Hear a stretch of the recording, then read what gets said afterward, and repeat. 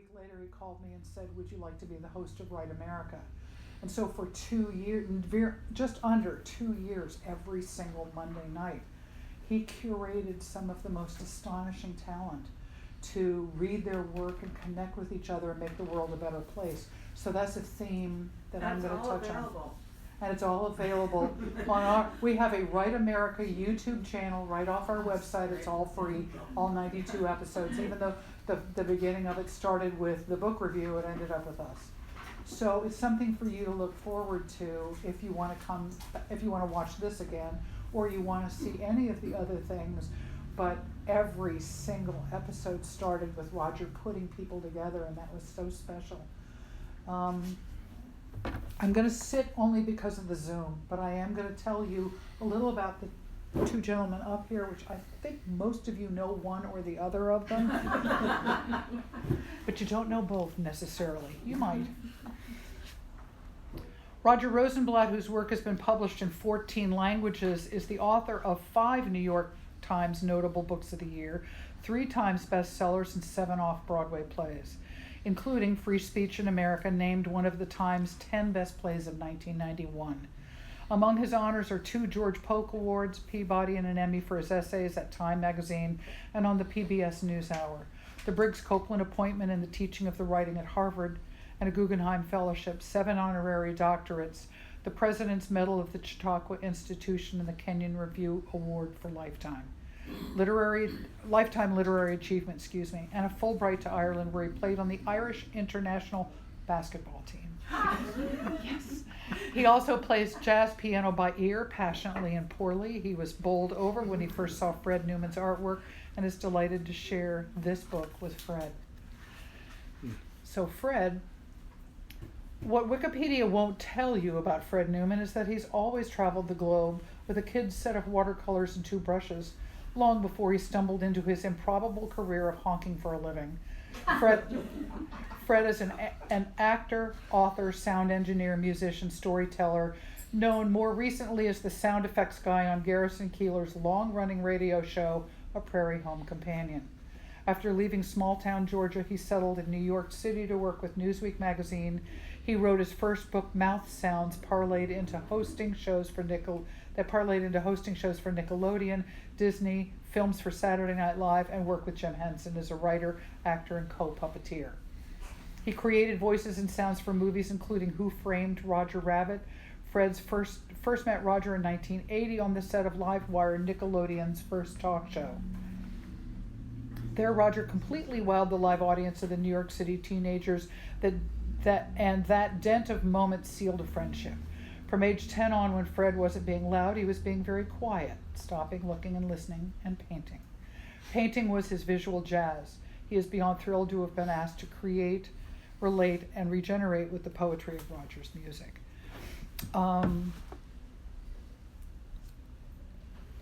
I want to talk about, and thank you both for being here. It means everything to me that you're here. It's a joy to be here. Roger, I'm going to start with a couple questions from you. How did this book come to be? Beats me. Okay, well that's the quick answer there. I'm almost not kidding.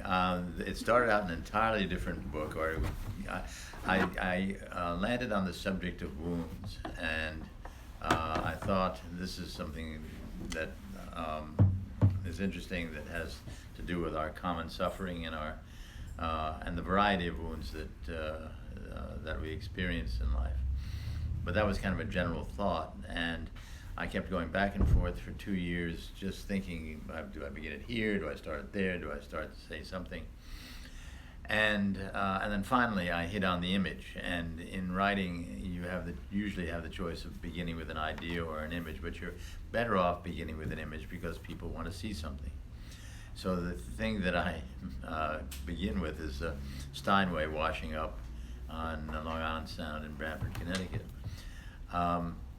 I don't know how many people have said to me, that must have been amazing to see. I made it up. I don't know what you're talking about. But it would have been amazing to see had I seen it, but I made the whole thing up. And it was just an image. What would this be, and what would it mean? And then I posit some hypothetical situations where the great instrument was wounded, in the sense of discarded one way or another, bouncing around under the water, then coming up in the sound and landing on a beach on its three legs as if it had been lifted from a concert hall onto the beach. What does that mean? And the people gather around it. Then my genius friend here gave a whole panoply of drawings, and we can talk about how we met. And we met over his art, in fact. Actually, we met over my dying in his art, but I'll explain later. The idea was, which of these pictures would be best for the cover? And then we chose this picture, which I don't know if you can see it, and it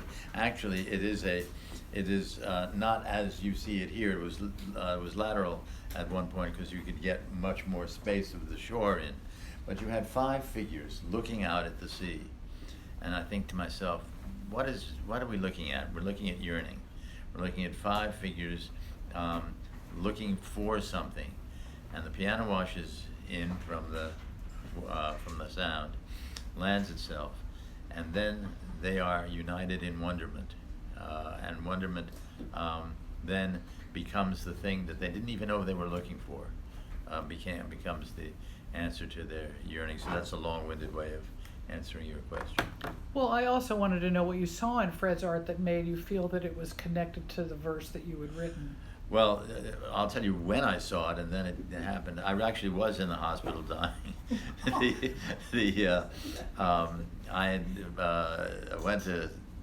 I was in terrible shape, and I couldn't understand why I was feeling so lousy. And went to the ER at NYU, and they thought the beginning of the treatment might be to keep me 25 hours before putting me in the hospital. Nonetheless, I make it finally to the room, and Ginny, my wife Ginny, who is in the second row here, neither is she at the end nor at the end. The man at the end, that's my wife. And I held her hand and I said, "I think I'm dying." And what I felt was not a levitation, but a weightlessness. Then I learned later that people have felt similar things, thus depriving me of originality, but so what? And I said to Ginny, "I think I'm dying." She said, "Oh, no, you're not." So my wife wouldn't let me die. And neither would Fred. So Fred came to visit me with Right behind you. this picture as a card, as a get well card. And I, ever looking for opportunities to take advantage of all my friends, said, "Do you have any more of these?" And he said, "About 1,000. And I said, "I am working on a book in which these would fit, not on a one-to-one comparison, not a show and tell, but a different relationship of the two arts, the art of writing and the art of painting." And thus we have this book as a result of that. But in the hospital, when I got there, I was beyond exhausted from the 25 hours, and so was Ginny actually. And she didn't have the advantage of being ill; she just had to stay with me. And there was a woman singing in Yiddish songs to a Yiddish record across the curtain from me. There was no wall on these things, and I don't know Yiddish, and I wanted to kill the woman. Not because I had anything against her, but I couldn't sleep. How am I going to sleep with this singing? Nonetheless, God was on my side and said, "Just shut up for a change," and I did finally get to sleep. When I awakened, I went around to where she was. She was singing to her father, who was a rabbi who was dying. And I always tell my children, as Ginny does too, in any situation in life, just wait.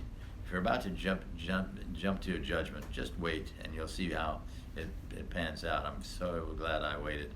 And I asked her what the songs were about and how they translated and so forth. And we became momentary friends. But Fred was there and gave me this incomparable gift of his art. And we sat in my house one day and looked at hundreds and winnowed it down to about 30 or so, and then winnowed that number down to the 18 that are in the book. So, but I didn't. It was. I just gave him what I thought were relevant for it. I actually want to say one thing about that picture, that was originally just India ink, and it was probably 5 or 6 years old, and I was looking through and went, I'll print that out and make it into a card. It just is black and white, and I printed out, and the name in my head was Island of Possibilities. And we had talked about possibilities and things, and that was what it was. But before, as I was putting in the envelope, I went, this is not right. This is not right. And if you'll see on the left, there's burnt umber that I did just a wash, just a little bit of warmth coming in there. And I said to Roger, he said, I think I wanted this cover book. I called him back later and I said, why did you, what made you do that? He said, it's the hope coming in from the left. That's what he noticed. And you're right then. I think the hope always comes in from the left. And if comes you don't in get this fucking election done. Out of left field, yeah. Keep the left going. Yeah. But just that, but then I went, okay, well, he's sensing something. This is worth doing, because I was thinking, I'm not worthy of doing that for Roger. But well, so how did you narrow it down to the other piece? Then once I had the image of the people on the beach, this was a gift. I saw people standing on a beach, looking out to the water. I had what we did not want to do is put a Steinway on the cover, because then all people would see was the Steinway. Whereas here, they see the people looking at something, and that something became the end. There's an incredible yearning in the piece. Yeah. Well, we had the discussion about you can't touch it. You just have to point and let the person fill the gap.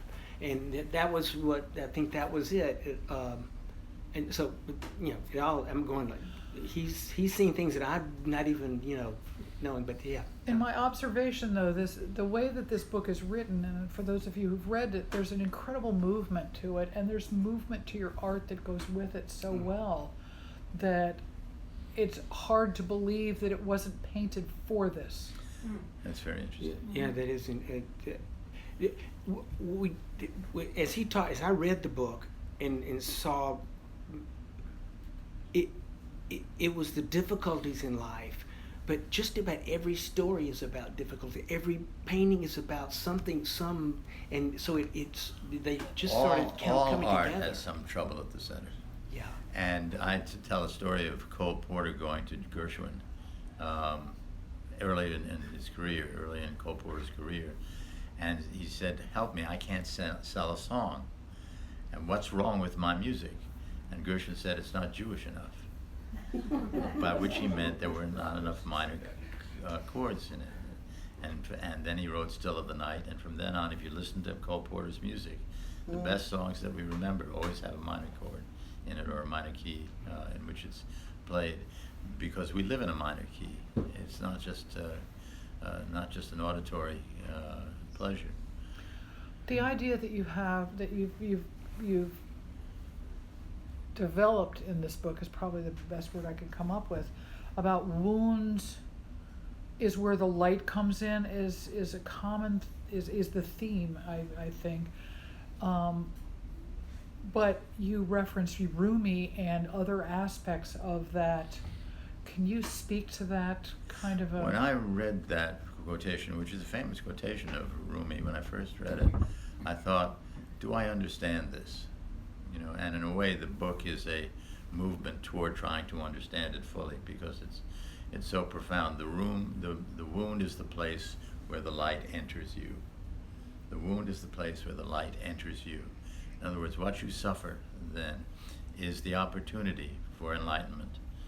The light being that and more. And the book really is just an extrapolation of that. It's just this kind of wound, that kind of wound, the wounds of Jesus.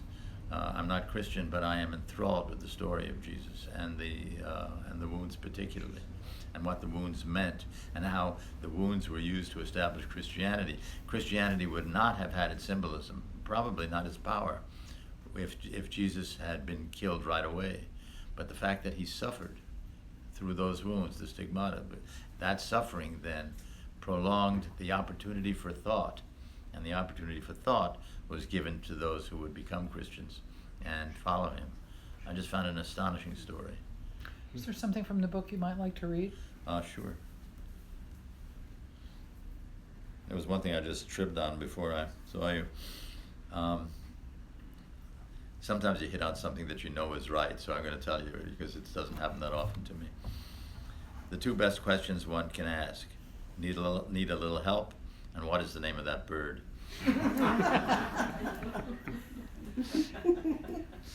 I'll just read. This is a passage towards the very beginning of the book, and it establishes the problem of the book. Does each of the body's cells have its own soul? Wozenski wondered about that. We're talking 37.2 trillion souls, remember. Within each cell, then, whether of the self-replicating type or not, a spiritual entity connected to conscience, immortality, inner meaning, all those things we ascribe to having a soul, residing somewhere between the heart and the brain. A body in motion stays in motion, a soul in motion stays in motion. Wozenski said, let us heal, let us embrace, press closer to one another, soul to soul. Think of it. Trillions and trillions of the little devils in a passionate mosh pit rendition of Soul Train. That is until a wound enters the picture, at which point the body's complex molecular structure is shaken up by the wound, which is how one knows a wound is there. A wound requires a rearrangement of molecules, and our awareness of pain occurs when we are made conscious of the rearrangement. Shoot me here, betray me there. What then should we do in response? Yelp or sing our hearts out? And that's the problem of the book. When you have this, when you suffer the wound, do you yelp, or is there some music in it? And the book moves towards the conclusion of music, but it takes its time. You tell the story of a woman who is sitting under a tamarind tree, and by the end of that, I didn't feel that there was any light there. There wasn't. Ian, I did a lot of traveling when I was working for Time magazine, but I hear myself talking too much, and I want Fred to talk about his art, which is so ethereal and so powerful. But I'll tell this story and then shut up for a while. I did a lot of traveling for Time magazine. I tired at one point of writing essays, what my generous colleagues called thumb sucking, and I happened to see on the news an Iraqi boy about 6 standing in a pile of rubble and wailing, crying in one of the Iraqi Iranian wars. And I just thought to myself, children of war. Sometimes that happens, a title comes to you. I went to my editor, said, I'd like to go around the world talking to children in various war zones about their life there and what they experience, what their ambitions are. And he said, do it. By the way, that would be impossible now. No publication has that kind of money. Time magazine then was king of the roost, had bureaus in every country, on every continent, and so forth. So it was very possible. Still, it was ambitious, and still they were taking a risk. We could have come to nothing. The story did work because the children were amazing. But so I started something, and then I found myself being asked to go to war zones. You cannot imagine a less competent person going to a war zone than I. But I wasn't interested in the killing. I was interested in the living. So that set me apart from the general correspondent. And in Sudan, where I went for Vanity Fair, was Ayan, and she was a young woman sitting before a tent. As I say, looking indistinguishable from a young woman on a picnic. But her husband was gone, her children were gone. And I asked her at the end of the conversation, Ayan, do you have dreams? She said, yes, I have dreams. And what do you dream about? Nothing. She is the emptiness and then it starts to build from there to people in various places. Cambodia, Vietnam, other places I went, Belfast, Israel, Beirut, There were 40 wars in the world going on at the time that I went. That's what we are. And so it was just easy to pick, easy to find them. And then in those other places, you find something that would be hopeful, and something that you could cling to. And so it builds from Ayan. It's interesting that you mentioned her first. I do put her first in the book for that purpose, so that from then on you went up. But she is without hope. Well, there's a lot of personal stories, obviously, in this book, but one of the things that I would ask was, do they haunt you or inspire you, or both? Both, I guess. Inspiring is an interesting. When you do reporting, though, I mean, it's kind of a cold profession in a sense. When I was in these places, while I was talking to them, I was aware that I was writing a story. It was a very long story. It was a 25,000-word story. Nonetheless, I was still there for a purpose that had to do with my job, and that protected me. When I got home, as Ginny remembers, from the first 5 countries, and saw what I'd seen, and saw some terrible things, I wouldn't talk to my friends. I wouldn't have anything to do with anybody outside my family, because I just wanted to protect my mind from the sadness that went with it. May I jump in on there and tell you what he did with that? Is that, and this is a real jump, but it'll come back around. I was a horrible host, brand new, on a Nickelodeon show. It was like a Phil Donahue show for teenagers, inner city teenagers. Roger Rosenblatt comes on to talk about children of war. He comes on to this, and he talked about children at war to inner city kids, a live show. It's a 1-hour show with no commercials. So it really depends. And that was, again, really bad. But Roger took it, and he told these stories to the kids. The kids were crying. They're out there, and they're coming from school, and they're eating sandwiches. We gave him, and he comes in and does this. It was an amazing thing. That's where I met Roger. Kids on the set of that 40 years ago. And I want you to believe every word of his ineptitude when he was Oh no! I really was. He couldn't do anything. He was like I rescued the entire show by showing up for 15 minutes. Well, I mean, I asked questions, but he had an eloquence that cut through, jargon and teenagers not trusting adults and all that. It was extraordinary. So he did do something. Inner city kids in a situation that is unusual can be so remarkable, and I love them. When I used to do interviewing for Harvard College, and I lucked into South Bronx and Bed-Stuy. Those were the kids that I had. They were fabulous. But the interviews were conducted in the Harvard Club, and I don't know if you've been in the Harvard Club, but the Harvard Club has all the worst of the 19th century on the wall. So you'd have an elk and a moose and this and that, and an elephant. And an elephant. I'm not kidding. There's an elephant head. I haven't been there in a while, but an elephant head sticking out of the wall. So one of the kids from Bed-Stuy came in, looked at it, and said, "I thought I lived in a rough neighborhood."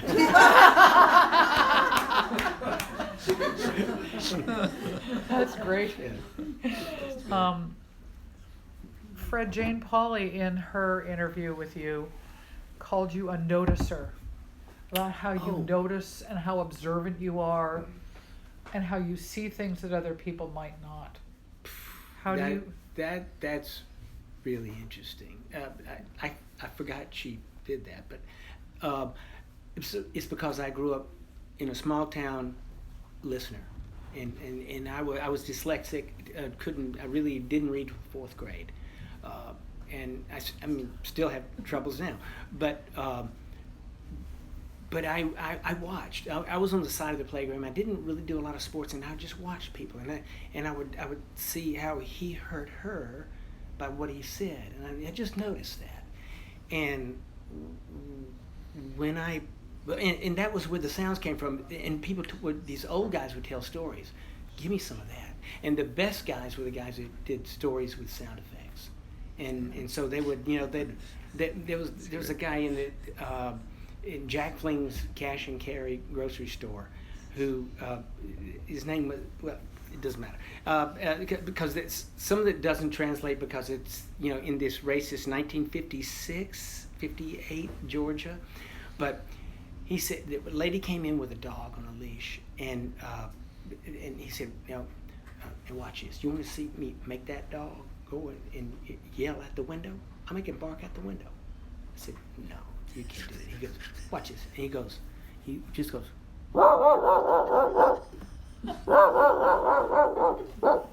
like that. He's sitting right here. The dog breaks loose and comes run over to him, and the dog goes, he's going, and the dog goes. He does one more time, just like, and the dog turns and runs to the window and starts barking at the window. I said, do you know that dog? He said, never seen him before. I said, but he said, that's easy. I'll show you how to do it. And so in fact, just do this. Just say ruff, ruff, ruff, like you would a dog. Ruff, ruff, ruff, ruff. And then do the same thing, but inhale. Do you hear how that? Now, so all you have to do is, some people, cough, but if you get, so if you pull it in the front of your mouth, I'm drawing in, pull it back.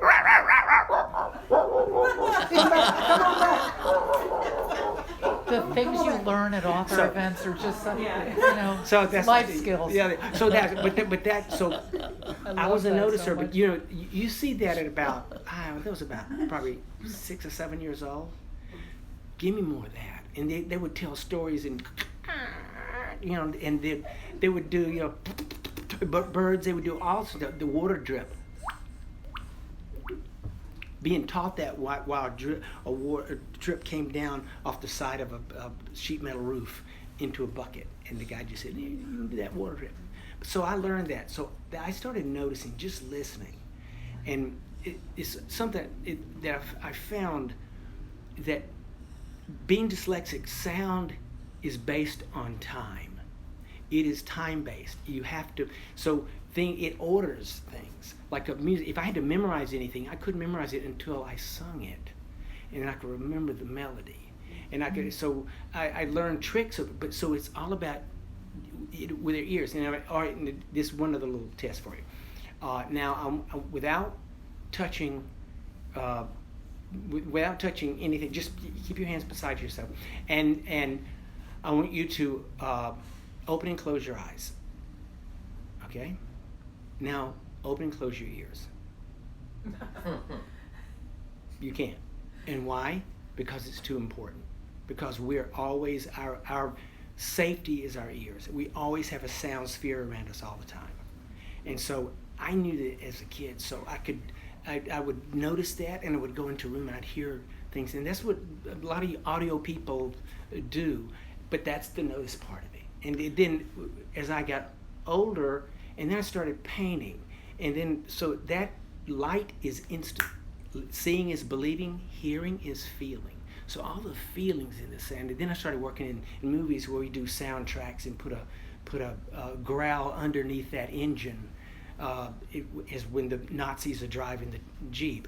That we can manipulate you with sound. So all that. So yeah, I notice a lot. And that's really from listening. And you have to be still and quiet and listen. So I do that several times a day. Just stop and just listen. Where I am. You hear the energy of everything. I went on too long on that. Sorry. No, you did not go on too long. I want to know what the connection is with all the auditory input and how you get it on a page with painting. Oh, okay. So what I wanted to do is at a certain point, I've done a lot of stuff with sound. That makes me the jazz of the moment, and I'm in that. But I wanted to do, the painting was not an endpoint. I'm not looking to do pictures. I want to learn to see. Mm-hmm. And so it was just my exercise in learning to see. And so I have thousands of these little things that I've done. I've moved it to where I use computers sometimes, and I'll go back and forth. I'll watercolor and scan it in, then edit something and put it back out on watercolor paper. And I can. So if watercolor is jazz, you can't go back. You can put some tempera on top. There's one trick I use with watercolor is take glycerin and put it in the water. And I use, Benny Smith Crayola. I only use Child's. I don't use any tubes or anything because it's all portable. It's easy.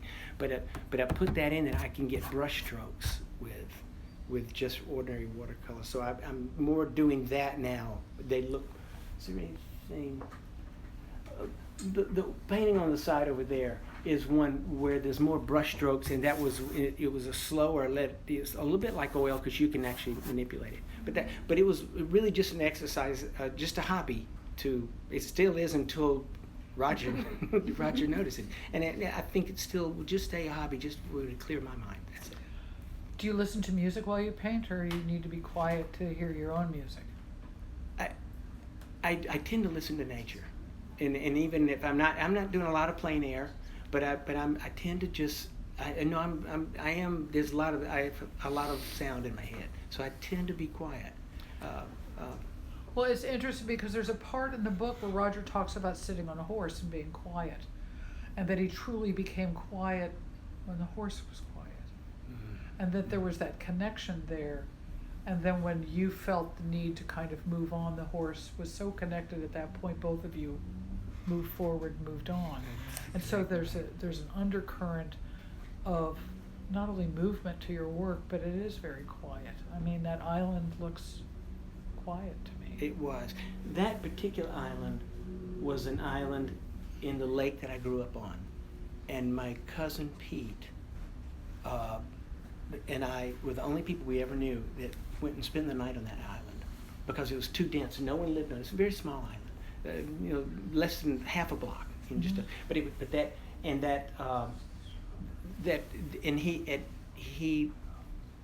died, and I spoke at his funeral, and I got in a canoe, and I took pictures of that island, and went back and I painted that for a long time to just because that was. And it was true that only you and Pete knew of the island. Well, everyone knew the island, but no one had been on it. Yeah, it just and I went back there when this was LaGrange, Georgia. Yeah. The function of music in both our work was just an accidental discovery. When you play jazz piano, you start out being ahead of the song. That is, you know how the tune is going to sound. Since I play by ear, I have to know how it's going to sound. But there comes a point when you're playing that the tune starts to get ahead of you. And when it's ahead of you, then it becomes interesting because you are catching up with something, and it's as if it is flying ahead, and you are trying to catch up with it with as many interesting chords as you can invent at the time. What happens in jazz piano is inevitably you make a mistake of memory or a mistake of fingering, okay? So you have a choice. You can either think, oh gosh, I made a mistake, or you can make another mistake and make the first one sound intentional. When that happens, you are suddenly in the music. Then you have something interesting. On how the song turns out, sometimes it's great, sometimes it's not.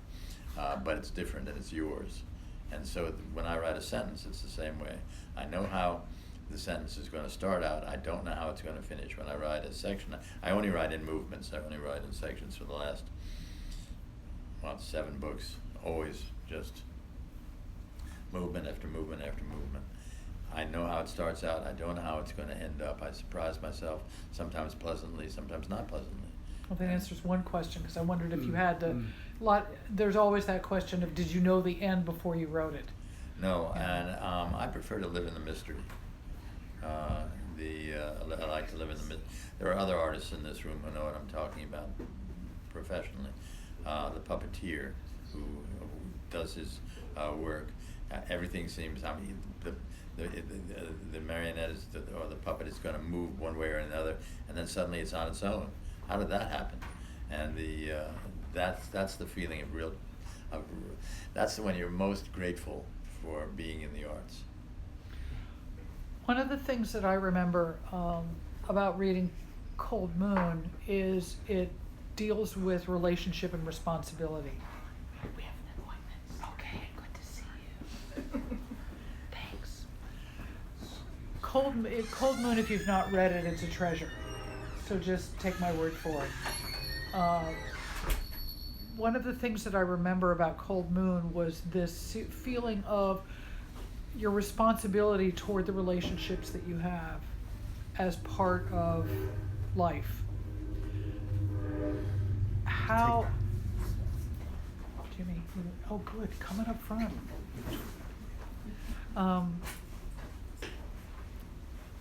There's a theme that seems to move into this book where those relationships and the wounds that we feel, that there's a transformation from there. I mean, was that a conscious sort of river that you were on, that you went with there? Because I know when we did Write America as a series, one of the purposes, one of the strengths of Write America is we were in the middle of a pandemic. Everyone was afraid. Everyone started off just freaked out in one form or another. But also the world that we were living in was like clown college. I mean, it was not to be believed. And one of the great things about Write America was bringing people together that were doing their best to transform the world through their art. And I always have had the sense that that's an ethic for you, the transformation through art, through writing, through art, through painting, of making the world a better place by your expression of changing people and your circumstances. I should say that Alice, in her introduction, made it sound as if I was walking down the street and I see this very nice woman who runs a bookstore, and I said, what are you doing tonight? That is nothing close to what happened. Alice interviewed me for Cold Moon. I did not know Alice. I did not know of Bird's books. And we had an agreement with a big bookstore in Long Island. When that went under, I had a choice of going to Politics and Prose in Washington, and some of you may know that bookstore. It's huge, and it's a very powerful place, etc. And something in me said, wait. And so I remembered how much I enjoyed talking to Alice and talking to this really heroic woman who runs an independent bookstore and feeds her community and her friends so generously. And having remembered the impression she made, that's when I called and said, would you like to do Write America? And we were blessed that she said yes. It's changed my life. It did. It's changed my life. Interject something at this juncture. Sure. Sure. When I've noticed in Roger's books, his writing, it's storytelling, it's poetry, it's revelation, it's rumination, and this book is really a great example of it. You go and you're like, we're into like serious, sort of almost like a cadence kind of poet piece now, and suddenly it changes. It's so exciting to read. And I'm not just saying that to sell books. It is extraordinary because it takes you through. But you wouldn't mind selling books. Yeah. But that part of it, it has been surprising throughout the last 3 or 4 books. They've all gotten more and more that way, where it seems almost like beat poetry. That it's got a surreal quality to it. But it comes back around, and it's like, you're saying jazz. I heard that. I hadn't heard you quite say it that way, but it is just jazz. Well, I've heard other people describe, particularly this book, as a new form. It's completely different. There's no history. You don't get your grad degree and learn about this kind of poetry. This is it just takes off. It's one of the first books I picked up in a very long time that I very literally stayed up reading. I just didn't stop until I finished it. A good thing it was short enough for me to do that, or I didn't. But I think you've covered a lot of the things that I wanted to talk about, other than the idea of the whole wounding and the light and all of that. It's really tough to even describe it from having read the book 4 times, what it does to you. I mean, I found myself transformed by this book, and I'm not saying that from a woo-woo place. I'm talking about it from an artistic place, and it's very different. I mean, I found myself thinking about things and going back to certain places and sort of, you know, when I scoffed at a couple of the jokes, they were much more poignant the second time because of what followed and how it took me someplace else. And I can't commend you enough for the art that just magically goes with it. I do want to ask anyone here if you have a question, because here's your chance. Okay. I always Nancy. have a question. Nancy has a question. I always have a question. So I was thinking about this when I was reading this. And I was thinking about how to present this. So without seeming insensitive, this very positive look, I think, at the wounding. I mean, this look at how wounds, well, you know, we used to have a saying, what doesn't kill you makes you stronger. But this is different. This is wounds make you appreciate more. Do you think that comes with age? Or do you think that now comes Very with... good question. You had a great loss of your daughter.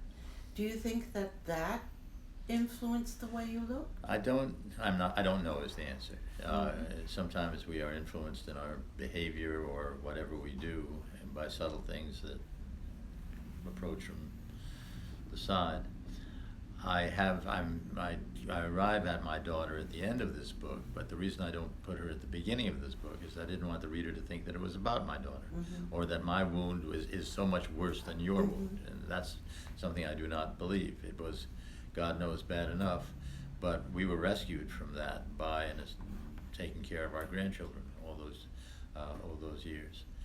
I think you may be right. I don't know that I could have written this book in my 40s, but I certainly, now I'm 84 as of this month, and it took a while of experience and a while of just noticing. I mean, my dear friend defines the essence of art: notice, just notice, see what's going on around you, and then act accordingly or create accordingly from the things that you notice. So 84 years of noticing things, you know, winds up there. So I think you may be right. Will you punctuate it with what did you do? I loved. Is a punctuation that goes throughout the book. Yeah. I mean, that's true. I mean, that's when I have that, I create a colloquy in which somebody, what did you do? What do you mean, what did I do? What did you do? Do what? What do you mean? What did you do? I loved. That'll do. Thank you, Nancy. Yeah, that's the poetry. I mean, it just, underneath the words, is this sort of wisdom and searching. And this dog barking business, nothing used to please my kids more than to have him leave a message for me, which was all barking, and it's as if I can interpret the barking. You know, he's the delight for grown-ups, but he's twice that delight for kids. You know, you can absolutely tell. Anyone else? Can I just spin off that thought? I said to my daughter, who's now 24, my youngest, and I said, remember that guy on PBS that would make the sounds with his mouth? And he was my childhood. oh, that's so sweet. That's so sweet. It's just a scam. It's just a scam. And I've gotten away with it for so long. That's why I had to branch out to something else a little, not just sound, not just maybe try something else, you know, to legitimize myself. You remember. Katie, it's okay. I'm really involved in this book, but I have a new question in my head. The light shines through the wound. Do we develop ways in which we can put the light out and go on, and then when we have the wherewithal and the moment and whatever we want to do, we can open it up again and spend time with it, the light? I have no idea, Kenny. I mean, it's so complicated a process that you describe. I know that the light illuminates the things that you surprise you and are necessary. I'm not sure that we want the light to go out because that illumination is constant and valuable. But I bet it's possible. I've known embittered people who put the light out for that kind of reason. But I think most people would say, I see something I did not see before. I can act accordingly and do that. Could you tell the football game story? The football game? The football. Which one? The one with the kids, hospital next to the football field. Oh gosh, yes. I mean, sometimes we are really pissed off at ourselves as animals, and sometimes we're thrilled. And here was the thrilling aspect of it. At the University of Iowa, in the third quarter of every game, all the players from both teams and the coaching staffs and the fans in the stadium turn towards the end of the stadium, slightly beyond which is a children's hospital, and they wave. And the children in the windows wave back. Mm-hmm. Who thought of such a thing, It's a wonderful gesture. Every game, every football, had nothing to do with football, had nothing to do with Big Ten competitions or anything of the sort. People needed to feel welcome and beloved, and they wave. And everybody in the stadium waves back. And as Ginny once said to me, a wave is a touch without touching. Well, what a tone to set for a game where people go out and beat themselves up. Really? They look up. If you know football, they were not moved by that. Yeah, I know. Do you feel, having written this book, and I look at your other books and what kind of came from relationships and talks about wounds, do you feel a catharsis when you're finished with it? Do I? I'm glad it's done. When I see that that I've done what I'm going to do, and that takes a while to know. You takes a bit of practice to know when you've finished. That was another question too. But tendency to muck with it after it's done. I guess I do. I feel I've done my best. This is what I can say. And then if another thought occurs, then I'll start in on it again. I am very bad in the interims, as Ginny knows, not having something to do. That's when I become a very dangerous person. And so I want to have something to write, and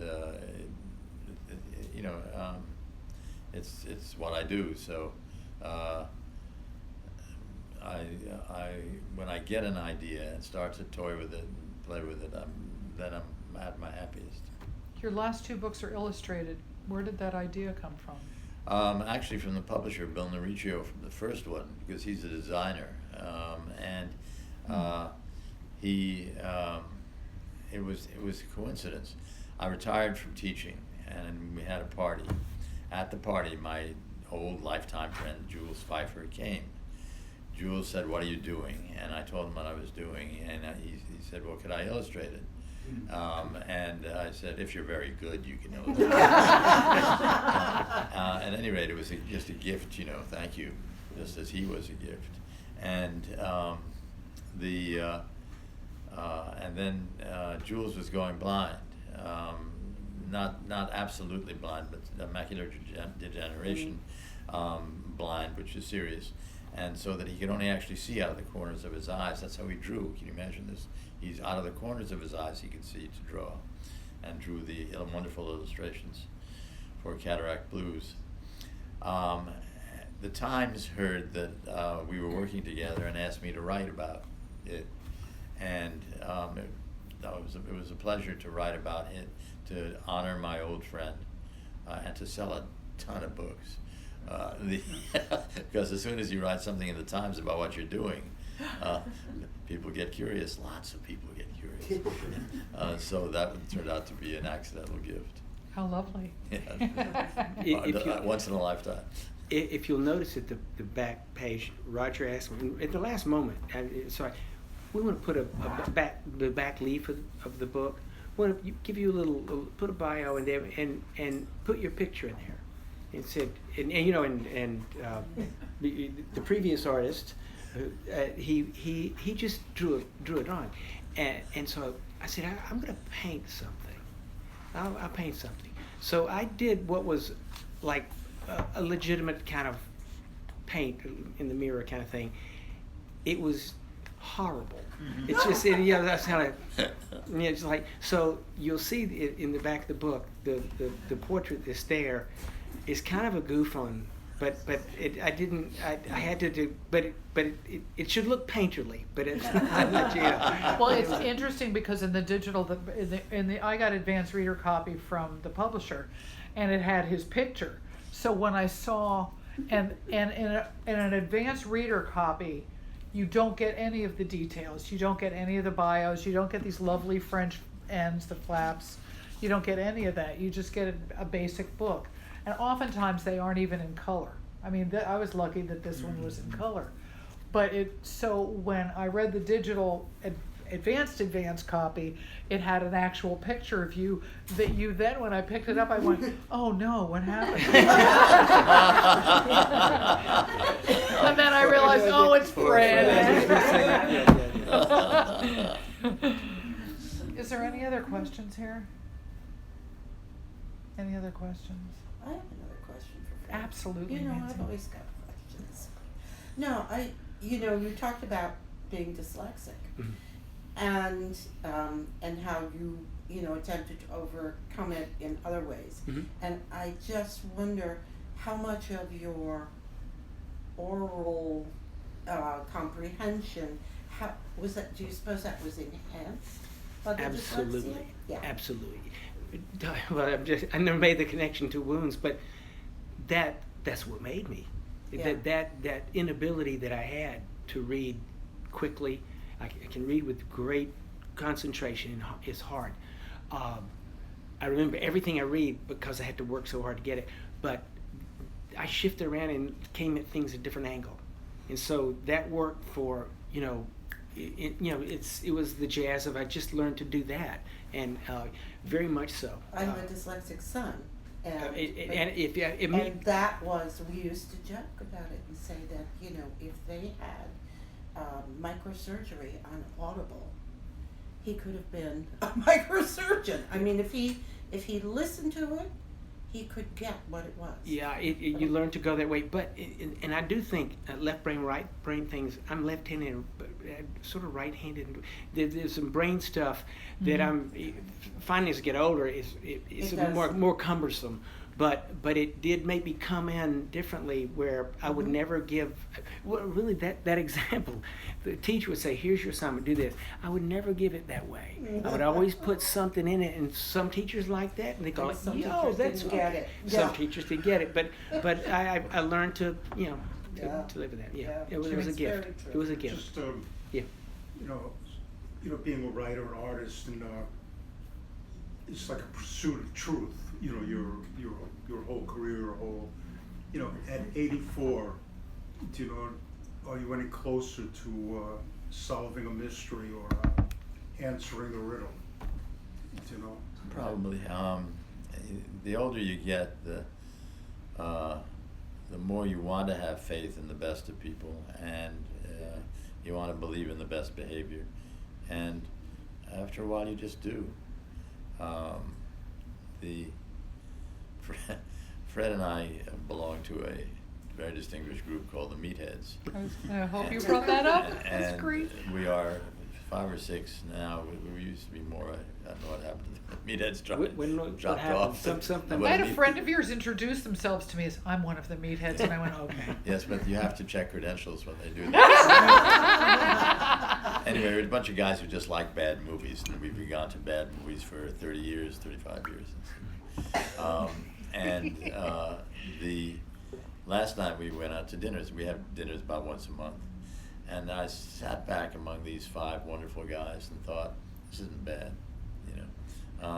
If you wanted to be satisfied with your life. You're satisfied with 5 highly intelligent, very sensitive, very successful people, but it isn't their success, and it isn't necessarily their intelligence or achievements. It's just the fact these are 5 good people, and whom I'm lucky to know, and that's about as good as it gets. And they do all come from very different angles. Look at, you know, It's true. yeah, backgrounds and what they're interested in and so forth. But that to have that in your life is extraordinary. It is So why do you really. go to bad movies? Well, Because it's because people like you won't go to those movies. yeah. That's how this club started. Our wives would not. There was a one where we went to any Lou Diamond Phillips movie. He was We like went to Sly Stallone movie where he was either trying to kill all the Aleuts or to save all the Aleuts. It was impossible to tell. it's just those are just wonderful. They're just the manna from heaven, and usually by the time we get to the theater, there's such failures that the theaters are near empty. There's no one there. And there's a couple sitting a few rows back of us. For one reason, it's Gary Trudeau is also a member. Gary ought to be locked up. Gary wants to sit 5 rows back, so for every film.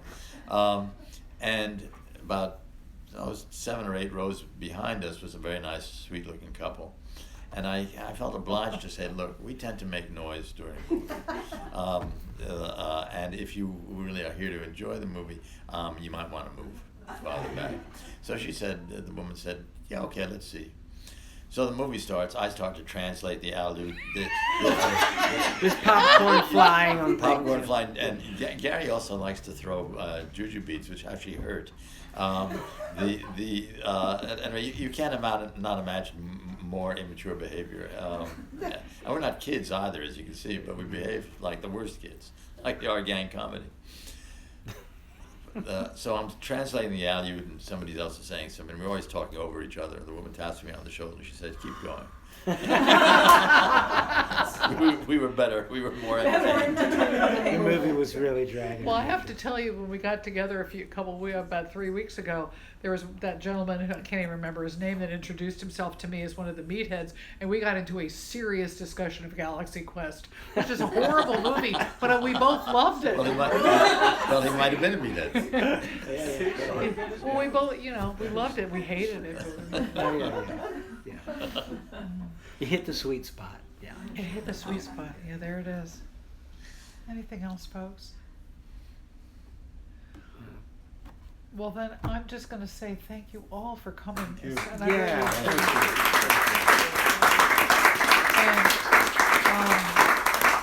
I know that Roger and Fred would be happy to sign your book.